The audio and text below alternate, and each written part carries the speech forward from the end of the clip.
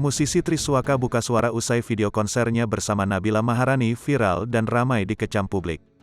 Video konser Triswaka yang menunjukkan kerumunan massa tanpa menjalankan protokol kesehatan itu mulai viral sejak Minggu, tanggal 30 Januari tahun 2022. Tampak ribuan penonton tanpa masker asyik berjoget menikmati penampilan Triswaka di Taman Anggur Kukulu Pagedan Barat, Subang, Jawa Barat. Kondisi tersebut menuai kecaman publik lantaran terjadi di tengah pandemi COVID-19.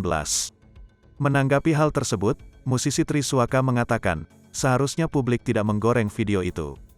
Gue mau nanggepin kemarin yang perihal di Subang teman-teman ya, banyak yang ngetek aku.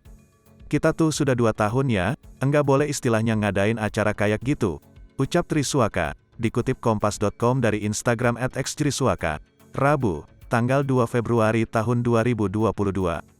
Jadi menurut saya enggak usah terlalu digoreng-goreng lagi, imbuhnya. Menurut Triswaka, jika video itu terus dibicarakan publik maka hal tersebut akan terus viral.